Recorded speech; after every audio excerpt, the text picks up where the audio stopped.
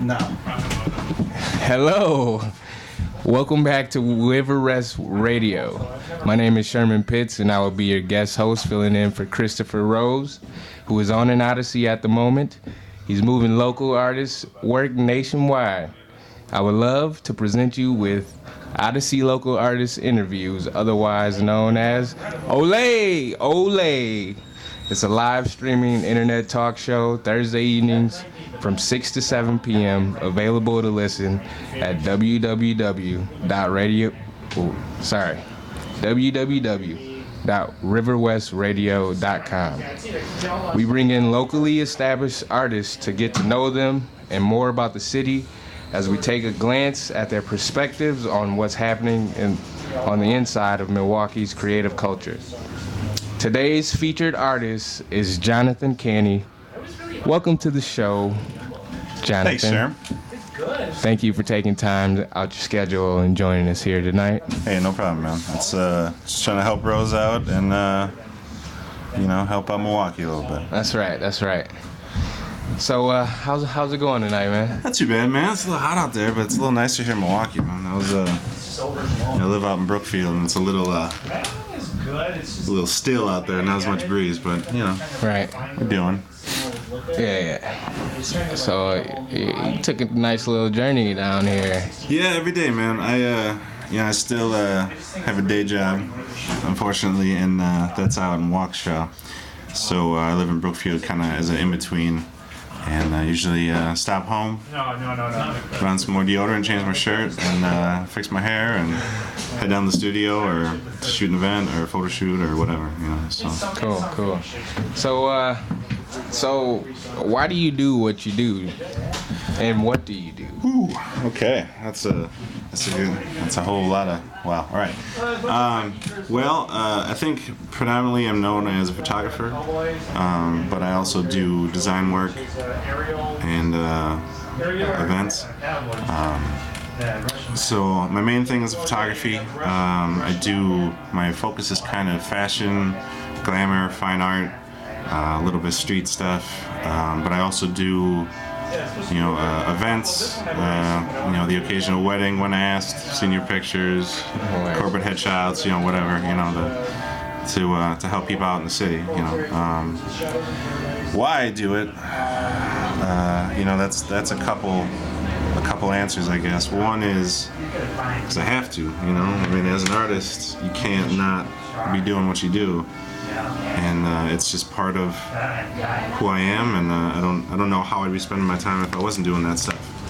But also, a lot of my efforts go towards helping the Milwaukee art community as a whole. I work a lot with Art Milwaukee. Got involved with them probably a little over a year ago now. And I came on. I have event planning experience from my day job, and so I help organize some of the things that we do there. And originally it came on more as just kind of the photographer. They didn't really have a staff photographer, so to speak, or something to that effect. And when they were having their events, they were just kind of calling on this person or that person that happened to have a camera, and shot an event for them, and they liked it, and just kind of kept doing it, and kind of became a regular thing. So. Right. History's in the pages, Yeah, and I never really planned to do event photography. That was never something that was in my grand scheme of how I'm gonna be happy, doing my thing. And I just kind of fell into it with Art Milwaukee, helping them out. And I think the reason that my stuff is enjoyed is I don't treat it as a job, or as a lot of things like that can fall into more of an archival kind of shot, where it's just like, this is what it looked like, so let's remember for the diagram next year or whatever, whereas I'm shooting the event as in an artful manner to try to capture the art that's happening, the live art that is people in an event and coming together, and catching the event for the client, but also trying to get a feel for not just, when people look at the photos, say, yeah, I was there, oh, here I'm in that picture, but no, when they look at them, say, this is how I remember that event. Right. This is what I experienced. Well, I see you all over the city at all sorts of events, man. So I'm gonna ask you, what's integral to the work of an artist? Like, because I know you take a lot of pride in your work. So, what types of things do you think about? And you kind of just got into this a little bit, but what type of things do you think about when you're, shooting an event or your own private work for yourself? As far as events go, you want to get. There's an experience you're having as a person at the event, but there's always a bigger picture going on that you're a part of, but you can't really necessarily see from a certain corner of the room or whatever it may be. So I try to find ways to catch the event as a whole, to show the vibe of the event, so you get that feeling you have as an individual, but also you see other people having that feeling. I do more candid stuff. There's always, a lot of the events I shoot, alcohol is kind of a pillar of the event. So, people get ripped at a certain point, and you get, take my picture, and you do that, because that's part of event shooting. But I don't pose up a lot of that stuff. Right. Try to catch people being themselves and the dynamics of what's going on at the event. As far as my own stuff, it really depends on what I'm shooting. With the fashion, glamour, nude stuff, those kind of things, it again depends on what the purpose is of the shoot. If it's something, my own personal art, versus shooting a fashion designer's latest line, that there might be a different approach to that. For my personal stuff, I'm very particular about the models I use, the look I'm going for. I have a lot of ideas that I really want to do, that are sitting on the shelves, just because I haven't found that right look yet. I haven't found the look and the ability. With something like shooting a fashion designer's line, that changes the emphasis. Then it's, there's a model wearing it and she looks good wearing it, but it's the article of clothing that is what you're shooting, really. Right. It's not as dynamic just sitting on a coat hanger. You want to push how good you could look in it wearing that dress or whatever. So. Right. It changes from being for a personal thing versus for a client. You're always going to have your own flair, and there's a reason that they're using you for that shoot, because of the style you have or what have you. But there's also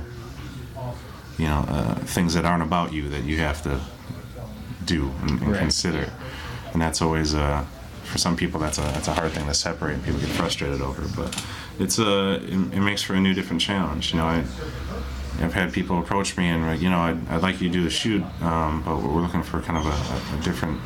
We like your composition and all that, but we're looking for a different kind of processing or something like that. So how do you adapt to that sort of situation? There's the nice thing about the world today with the internet and everything is there's a lot of stuff at your fingertips that you can either just flip through pictures to get inspiration or get a feel for how they're looking to how maybe that genre that they're looking for approaches a shoot or the style of the shot. There's a lot of great. I roll through a lot of websites every day just to kind of have a mind of what people are digging on. There's a lot of cool sites like, be it art blogs like Colossal, or something like Found, where it's just all kinds of God knows what flipped in there. From design, from business card design to editorial shots to weird animated GIFs from cinemas, and so you get a feel for what's vibing out there, and if you kind of put your ear to the ground a little bit, you can pick up on things as they're happening or before they're happening, or something that's happening that maybe isn't being emphasized. And like I've been probably for the last week or so, I've been scrolling through Etsy for different articles of clothing and stuff for shoots that I have ideas for, and I find I'll be a certain type of clothing that I think is kind of unique and interesting to play with. 2 months later, that becomes what's trending, what's hot for that season. I'm like, all right, well, that's a good thing that I'm on top of. I can kind of feel that a little bit, but at the same time, like I thought I was on something. If I was going to present something, or make it a trend myself, but. It's hard to do that, man. So, yeah, there's so much in a lot of the genres that are kind of hip now. There's so much stuff that's very similar or trends, or you look at stuff like vinyl toys and things like that. They have a certain style to them, and when people take notice is when someone takes it a little bit to a different place.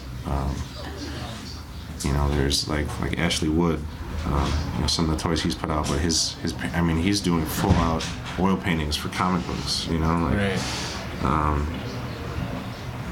Whereas you flip through a lot of comic books and a lot of them have kind of a similar, where, I think when I was in middle school and high school, I started as kind of a drawer, pencils and inks and stuff like that. And when I was in middle school, high school, I think I wanted to be a comic book artist, where you're at a point now where, the guys that I looked up to as comic book artists are still in the game, and, people my age and younger that were influenced by those people are in the game now too. So you have, if Jim Lee was your source material for how you develop your game, he's still drawing Batman comics, so so it's like you got to find a way to have a little your own personal flair in there, but you can't go out of your way to do that. It's something that almost just has to happen. Just make it natural, right? It just one day it's just there, and that's how you're doing things. With photography, especially with the fashion stuff, like making a comp card, what the models use as their sort of their business card. It's usually the size of a postcard. It has 4 to 7 images on it, contact information, all that stuff. There's sort of an industry standard for doing how you're supposed to do those. Right. I don't really care for it, so it's like, but it's something I gotta do for it's at that point it's not about me. It's about the model that is trying to market herself, and I despite my feelings about how comp cards are done, I can't really put that on her. That could, in some instances, hurt her chance with a job or an agency or something like that. So there's some things where you got to kind of play the game a little bit, but then there's other things where you've got the flexibility to do what you want, and you can look at things and it's like, all right, so what's not happening right now? There's they always say there's every idea's been done, or you can't make anything new, but but with a lot of things that I think we take for granted, we've been listening to the same story for a long time. Right. With all the even with you don't even have to go back to the Iliad or the Bible or things like that. But it's all there. Every sitcom plot and love story and action story formula, all that stuff is in Homer's work. Right. But you can just look at sitcoms we grew up with. There's the Clip Show, and Step by Step. Right. My favorite parallel is, you know how you can like listen to Dark Side of the Moon and watch The Wizard of Oz and it syncs up. Yeah. If you watch The Family Matters, he goes to the pool hall, gets hustled, Carl saves him, and the Fresh Prince. Right. Fresh Prince goes to the pool hall. Phil Uncle Phil has to come down and save him. Right. You know, put those on 2 monitors next to each other, and it's heaven, really. I mean, it doesn't get much better than that. That's true. We all get regurgitated information. But I mean, to a point, people really enjoy that. Yeah. You know, I mean, you look at Chinese opera and things like that. It's the same story over and over. Right. But it's how well it's told. You know. Right. You know, like when Avatar came out, people were like, "Oh, it's just Ferngully," or "It's Dances with Wolves," or right. Yeah. And you liked both of those, and you remember those, and right. This is a different way of telling that same thing, but it's a dope way to do it. You know. Right. So you know, to some regard, there is a, you know, you can get away with following those formulas and things like that, but it's also trying to find maybe that, you know, that little break, you know, that piece of the track or that piece of that story that really sticks out to you but was never really emphasized, that just gets hot, you know, like a Star Wars, you know, Empire Strikes Back. People went nuts over Boba Fett when that came out, you know. Right. Boba Fett has, 2 lines in that movie, and you see him walking around, takes a couple shots at Luke. I mean, there's nothing really to him. Right. But it's just that's part of it, though. It's that he's such a minor actions, but such a big role, and it's people just really took off on loving Boba Fett. And you know, so you find that Boba Fett in whatever you're doing, and you know, put a spotlight on it. Right. You know, I like the way you think. You know, how you apply yourself, and you know, it seems like you really you really strive to be very particular and kind of perfect about your work, man. You know, I see you working very hard every day, man. And, I'm always hunkered down in the studio. Yeah. I always wonder, like, you know, what's your motivation or what's your influence? You know, what are you striving for? I just want to be happy, man. You know, I just want to be able to do what I like doing, and you know, do it with the people I enjoy, and you know, not only make something for myself and help myself, my own personal happiness, but help the community and help, you know, individuals that see my work, that you know, there's a lot of things that are out there that we drive by every day, or we walk by every day, or there's something that's under an overpass that you drive every day that you never see because you're driving over it. There's so many nooks and crannies in this town that are just awesome. I mean, there's places I could blindfold and take you, and you wouldn't know you're in the middle of the city, let alone still in Milwaukee. Just you know, and especially in the summer when it's nice out and there's more light, and just drive around town. I don't know. Ever been down the street? Nope. Right. You know, Right. and see what's out there. You know, I took getting down here. Traffic sucked, so I took kind of a way that I thought might get me here a little quicker, and it wasn't a way I normally go. And I'm just like looking on this block and that block. I'm like, whoa, what? I've never noticed that place before. You know, like. Right. I gotta see what's up with that, you know, some abandoned school down on Center Street or something, you know, like, there's a lot of cool things around, and to capture those things or a moment that maybe only I experienced, but I'd like to share, or just even a plant that's growing kind of funky, you know, like, there's a abandoned warehouse kind of in the middle of the city, that around the back side of it, a place you'll never see unless you're roaming around that warehouse on foot. That there's a giant tree, man, like a tree at least big as round as my thigh, growing out of a sewer, a manhole cover, and it's like, That's crazy. that's cool, Apparently this line isn't used that much anymore, but Right. or some people are getting some really bad service on their flushing in this part of town, but there's and people see those things or the way you shoot it, you go, oh, that's amazing. Where is this? Oh, this is 2 blocks from my house. Right.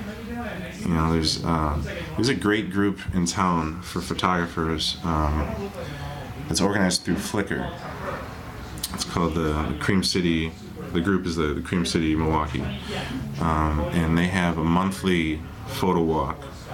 I think it's the third Saturday of every month or something to that effect, and it's a great. Usually starts at a bar. Grab a drink or two, get a little focus juice, Yeah. and then you go and walk. It's in a different part of town every time. There's a couple kind of annual favorite spots, like Brady Street Days or something like that. Right. But starts at a bar, ends at a bar, and you go through a part of town that maybe you drive through, maybe you live in, maybe you don't, and you're getting exposed to a couple blocks of something cool that you never knew existed or you've never experienced before, and it's a great thing for yourself, but then to go and share that with a greater audience, and let them know that this is your town. Either it's something bad that you should see, look how these people have to live Right. in your town, Right. or look at this beautiful little, and whatever it is, a flower, the tulips growing around a Marquette Right. in early spring, or the graffiti under the overpasses that changes constantly, and Right. you can just kind of be a archivalist or a archaeologist of graffiti and Right. hit these spots regularly and see what's changing. There's just so much and so many different ways to capture it.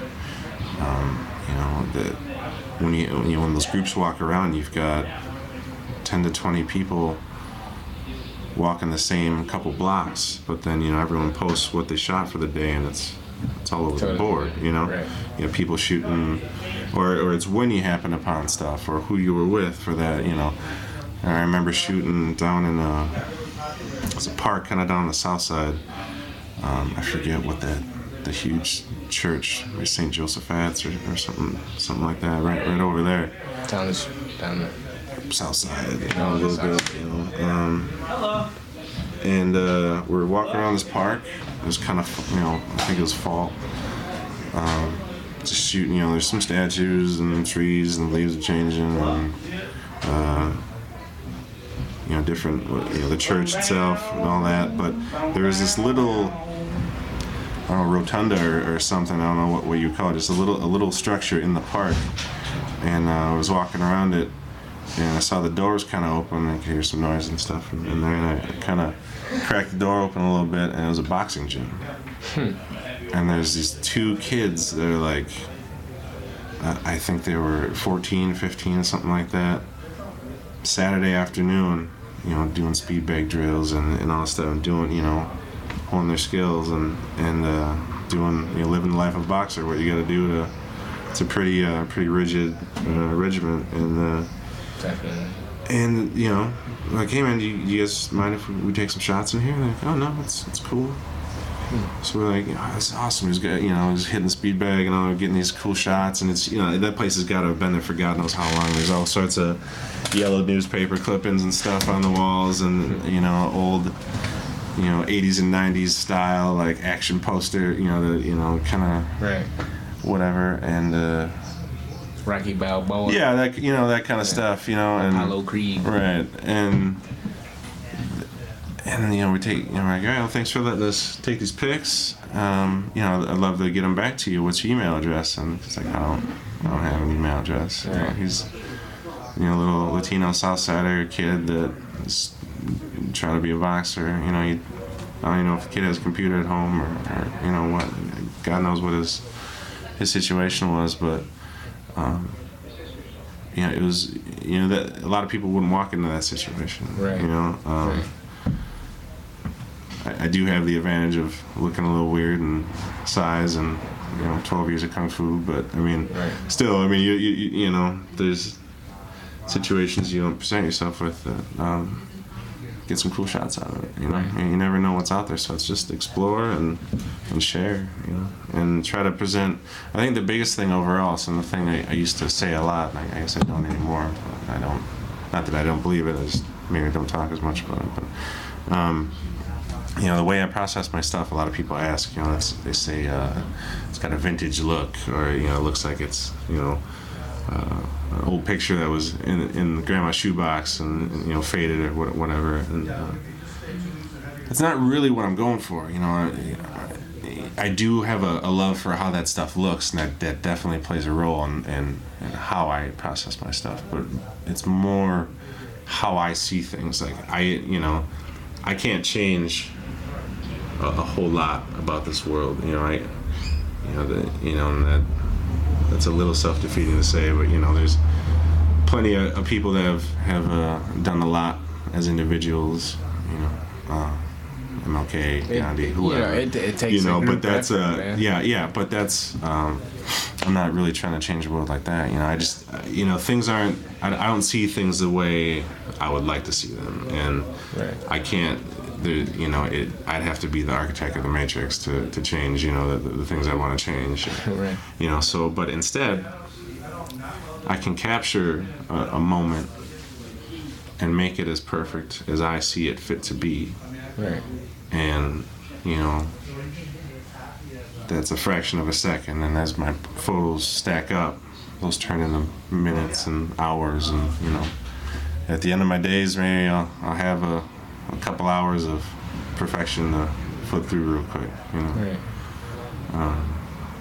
So it's just trying to, you know, I think as artists, you know, I've always struggled with that for a long time, you know, calling myself an artist or what it is to be an artist or whatever. But I mean, in a way, it's kind of like being a mutant, you know.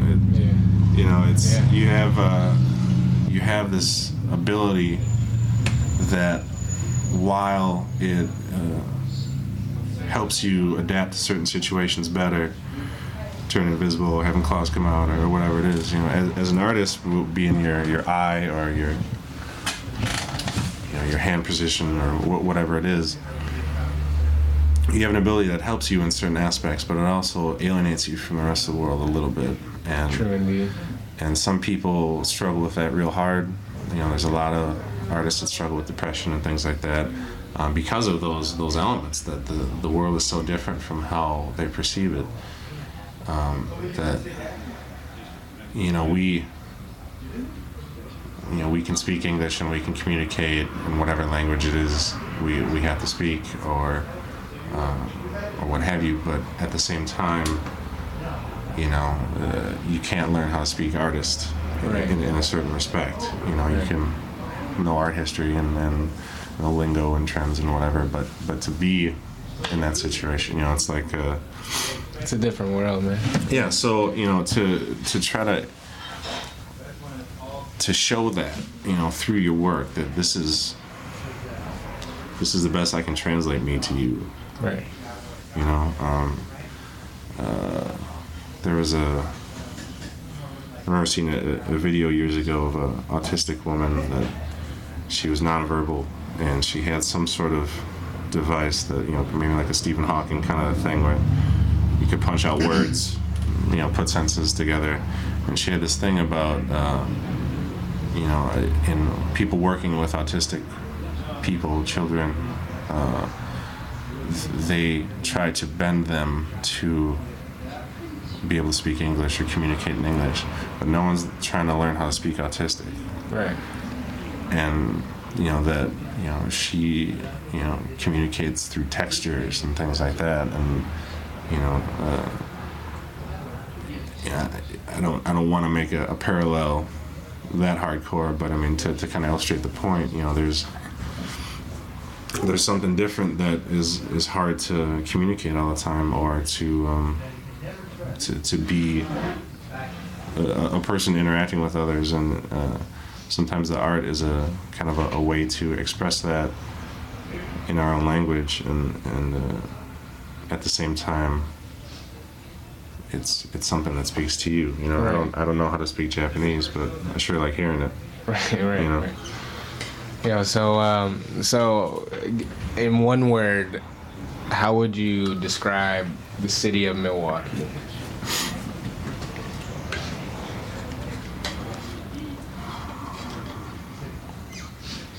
Huh.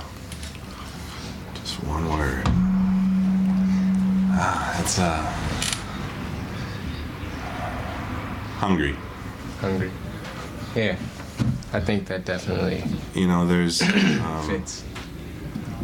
you know, a lot of the efforts that have been made for art through Art Milwaukee, Milwaukee Odyssey, Marn, Bayview Arts Guild, Makerspace, Flux, you know, all these people that are kind of more household names, you know, nowadays, have done a lot to present art more and in a way that people can relate to.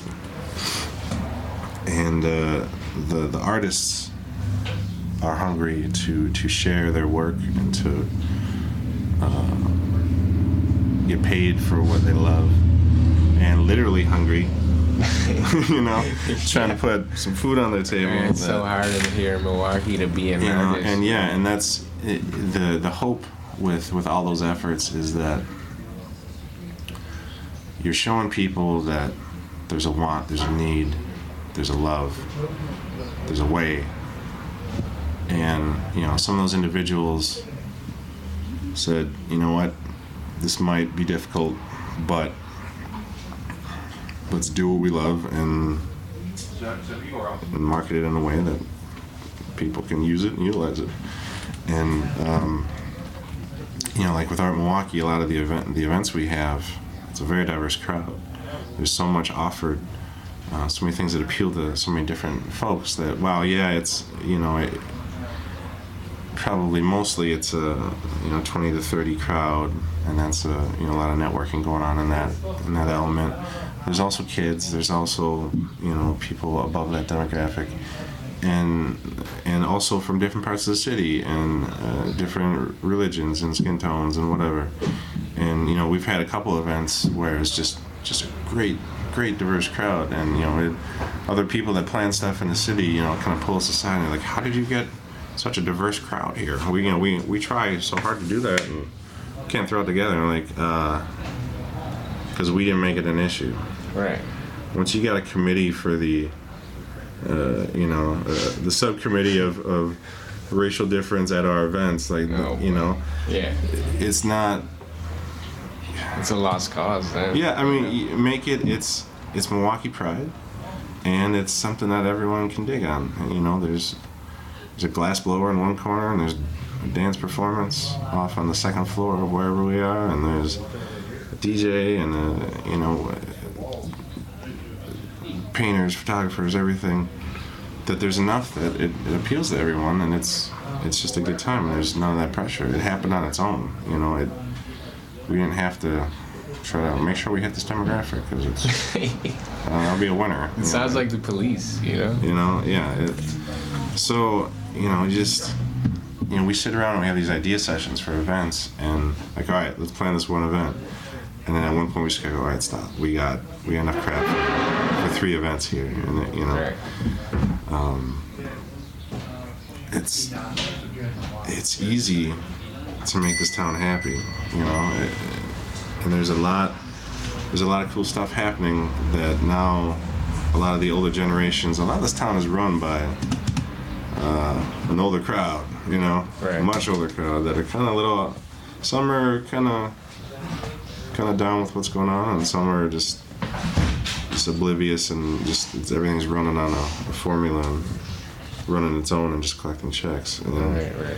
You know, like the whole streetcar initiative and all that. There's a lot of cool things where you know, young professionals are getting involved and having their voice heard and respected because of the efforts of some of these groups. Like Milwaukee is a big one for just great.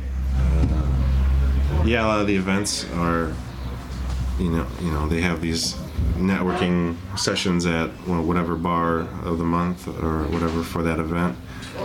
But that doesn't detract from what's going on. I mean, it doesn't. It's not just. It's not a party. It's people having cocktails and chatting about how they can help each other be happy in this town. And there's so much going on that like Rose, who normally hosts a show. I mean, that guy is just an encyclopedia of people in this town, and like, so when I'm planning events for Art Milwaukee, and I go, oh yeah, we need a steel drum player. Who can I hit for a steel? I just talk to Rose. So I'll talk to Rose, and he'll know at least a guy. There's a lot going on that people really dig on, but maybe don't always have access to or know what's going on. The event we had at OLAi's, there was some crazy, the different fire throwers, on chains and on stabs and hula hoops and that's, I think it was a troop of some sort or something to that effect, and that's awesome that there's a group of fire. Yeah, I can just Google fire throwers Milwaukee and find a group to spice up an event, and there's no shortage of ridiculous stuff that we've pulled for events. We had one where we had camel rides and we had a camel going around the block, or parties in places where people didn't know were accessible or didn't know exist, or the New Year's party that our Milwaukee had at the old Eisner. I mean, great location. Was that 250 square feet of art, or no? Was that a different event? That was their big fundraiser to get a new building. Yeah. When they closed. Mm-hmm. Yeah, I mean, or the island party that we had last summer. There's gonna be another one this summer out by the little park next to Discovery World and all that. Yeah.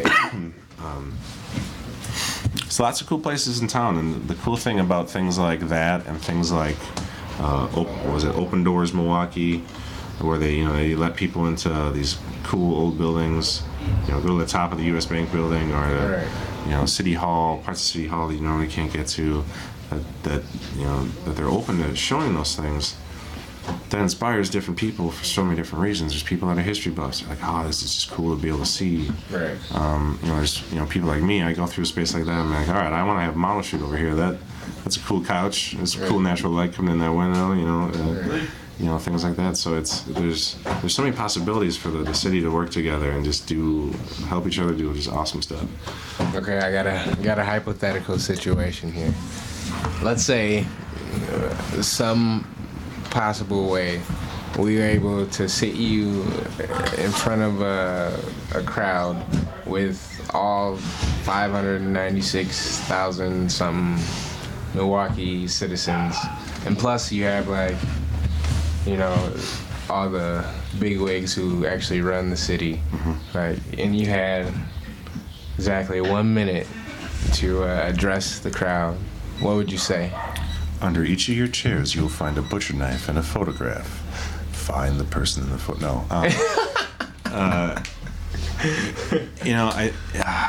Just stop all the nonsense. Yeah. Work together.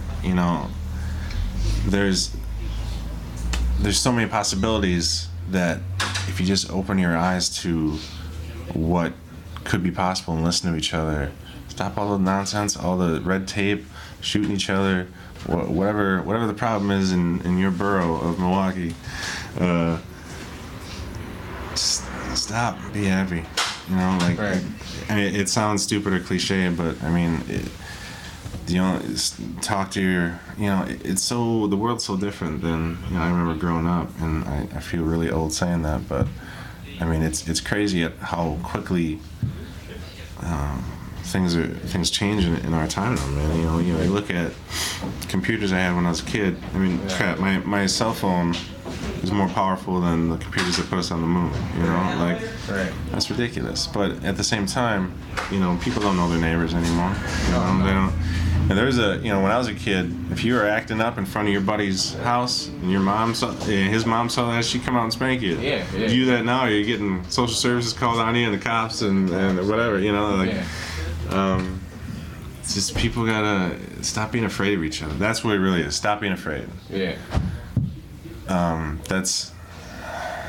That stops so much. Just being afraid of taking that chance or putting something out there or asking a question or making a statement. Or even being friendly. Yeah, or just saying hello. Right. Say good morning. Yeah, how often do you get that down the street, a random person? No, this is radio, so this might not help, but I don't do it a whole lot, but every now and again you gotta walk through a shopping mall to pick something up or something. And I'm a big cat. I'm 6'3", 270, big hairs up in a big Spartan mohawk and sideburns and all this, and very intimidating. It's an intimidating silhouette, and when I first met you, I beat my pants. But I'm pretty laid back and a pretty nice cat. I mean, I've got the tools to lash out and rampage, but that's not what I'm really interested in. And so you walk down the way walk in the mall and make eye contact with someone, and there's this kind of, and I don't know if this is something I just get or if it's something that is just strangers in general, but you get this closed lip smile. You know what I'm talking about? Yeah. People like suck in their lips and do this weird like little please don't kill me kind of look on their face, and it's like right. No, I wouldn't kill you in the middle of the mall with all these witnesses. What, are you crazy? Like what? Like I don't. But it does serve a purpose. I don't get surveyed.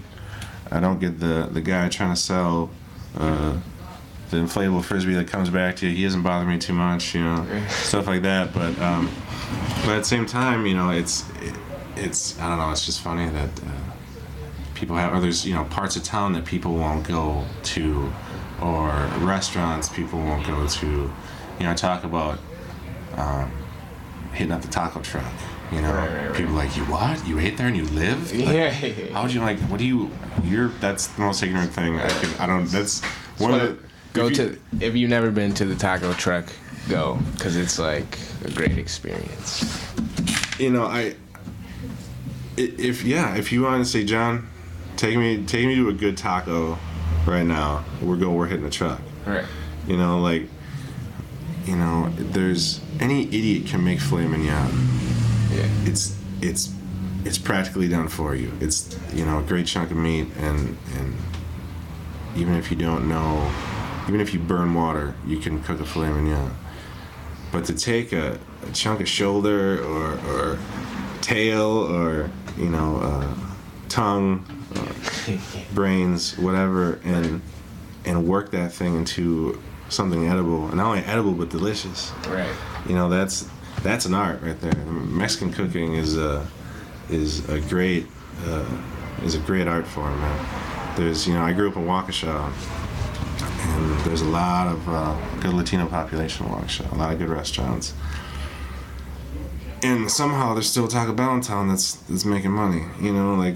You got all these great options for still not a lot of cash, but it's taking a piece of meat that isn't the prize cut and using your hands and getting in there and using your wisdom of the cooking and the times and ingredients and all that, and making a pile of junk into a pile of awesome. And you can get that from a truck, and it's amazing. For sure. There's parts of town that where'd you take this picture? And I go, corner or whatever. Like, what? As a white male, you were able to survive that horrible. If you go like that, there's. You gotta play it straight. Don't put yourself in a stupid situation. But people got stuff to do. I remember in high school, I took a trip to New York, and it was this art trip through school. Went to all these different museums and whatever, and we're on the subway, and the subway announcer, you can't understand what they're saying at all. He's boom, stop, his ship ball down, stop, boom, Like what? That's exactly it. What was that? And then we're going express to Harlem. Right. All right, and the whole crowd is like, oh my God, what are we gonna do? Oh, it's this is how we die. I'm like, really? Do you think like there's something like a greeter at Harlem, just like waiting by the stairs, or like an alarm goes off. Oh, there's a bunch of white people coming to Harlem. A bunch of white people coming to Harlem. Like, get your knives out. Like, no, people got stuff to do. Right. There's not, it's Right. if you don't make a scene, or just be honest with people, you're fine. Or it's what time of day you go there, or whatever. The parts of the hood don't wake up till noon. So you can sneak in there in the morning and take some shots of that abandoned building, or the graffiti that really caught your eye, or go in the middle of the day, because it doesn't matter. It's your town. Right. Actually, I was in Harlem a couple of years ago, and I saw a lot of white people. It's way different now. Yeah, I saw a lot once of people Clinton moved in, man, that was walking hard. around, shopping on the street, and I know at one point that probably wouldn't happen because of the history, And I walked past the Apollo, man, and like it's you can tell it's just kind of lost its importance in the neighborhood there. Really? Yeah, it's not. It's kind of like That's like a staple, man. You think that would be the state building of Harlem, man? Right. But it was really cool just to be there, But it seemed, because they used to do Showtime at the Apollo, and I think it's like a movie theater now or something. Do they not even do it anymore? They do live shows there, but not like every Saturday like they used to. Who's the dude with the broom? Sandman. Sandman. There we go. Yeah, that show was awesome, man. That's so good. American Idol has nothing on Showtime at the Apollo, man. Any of those shows, man. Like what? What's the? I don't even know. I was getting sushi with my brother the other day, and there was a TV on behind the bar, and it was one of those shows. I don't know what. Howard Stern was on it. Okay. Ozzy's wife. I don't know what it is. But yeah, I don't know. But this dude comes on, and his talent was to be wailed on in the balls. Just like he comes out there, and this is just like a bouncer from New York or something like that. It wasn't like a trained Shaolin monk or anything like that. And this guy just walks out there with a buddy. Buddy just kicks him in the nuts. Another guy, he does straddles a board and drops a bowling ball on it, so it catapults up into him. And he's hanging from the rings, and they're hitting him with a bat, and you got national TV for that. That's the stuff that's frustrating. I think the artists is seeing stuff like that they have these there's these great stories that the lady in Ireland that was a housewife or whatever and has this beautiful singing voice, and now she got 3 albums, and she did a piece with Tupac and whatever, or American Idol, they put out a couple albums, and then they started doing state fair shows or whatever. I don't know how it all works, but you see stuff like that, or you see these, there was something recently, the most expensive photograph sold happened recently, and it was I think it was $4.3 million. Wow. And it was just a picture of the Thames River, but not like rapids or anything. It was a little below eye height, some grass, a very calm river, some more grass. Right. It looked like something that some chick would take when she's just learning how to use Instagram. Right. Nothing dope that I thought. And 4.3 million. It's like that. I mean, ramen and that's happening. Right. That's. Yeah, definitely. So I have a couple more questions for you.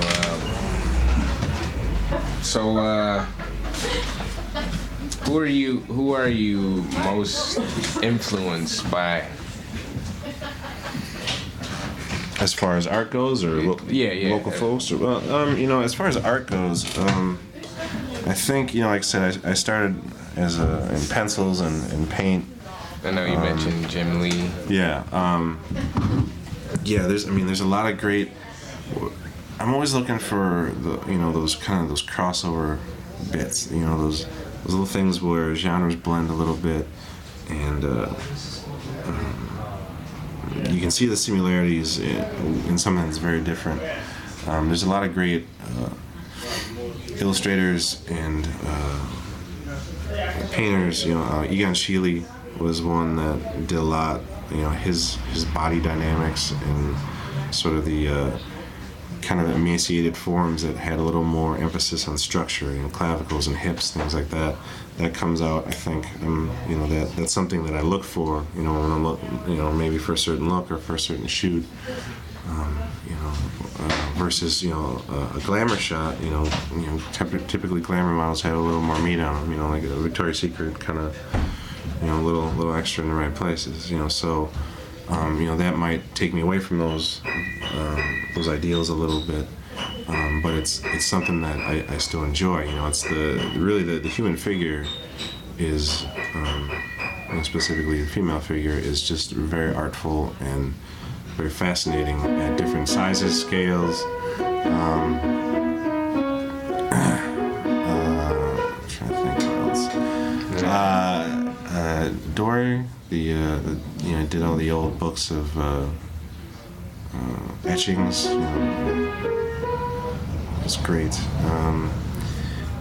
And there's things that I maybe enjoy, but I don't really draw as much influence from. Something maybe like Chuck Close, where it's just they're just powerful to look at, and to experience, to take from a distance and like, it looks like a photo, and get up close and it's fingerprints, Photography-wise, there's a couple like hats in the fashion world and stuff like that, but I think it's more styles or content or things that influence me a lot more. But honestly, the real true influence, I think, is from kind of my core group, or the people that other artists in town that I collaborate with, or share studio space with. Like Kodo Brothers. We bounce a lot of stuff off each other. We do collaborative efforts. We got something, you've seen a little bit of it now. Yeah. Still a little top secret, but we got something coming down the pipe that's going to be super hot. Yeah, and Demir's in the studio, Rose, cats like that. So, we're always around and just, bouncing stuff off each other. Like, here's my idea. Is it John Blaze or not? Right. Just, or ways that we can just having that energy around each other, it pushes you a little further, a little harder. Definitely. To make yourselves better, or the content better, whatever it is. So just go small spectrums. I think my family. I kind of come from an artistic line, I guess. My grandmother was a graphic designer, and that was at a time when women weren't really graphic designers, and so that was kind of she was a very powerful influence when I was a kid. Always encouraged us to be drawing or painting or doing something. And, the teachers I had in high school, man, I've been rolling around the idea of hitting up one of my high school teachers just to thank him. I usually bounce into him now and again, but I haven't seen him in a bit. But just, in working in the art community in Milwaukee a little bit more, you come across all kinds of people, and there's people that know their stuff, and there's people that don't know their stuff, and they're both making money. Right. And it's just amazing that the education that I got from Waukesha Public High School arts is miles beyond what some of these kids are going to 4 years of college for, or don't even know, or people are graphic designers that haven't even clicked this button on Illustrator before. It's like, what? Like, I use it, that's bread and butter. Like, what are you doing?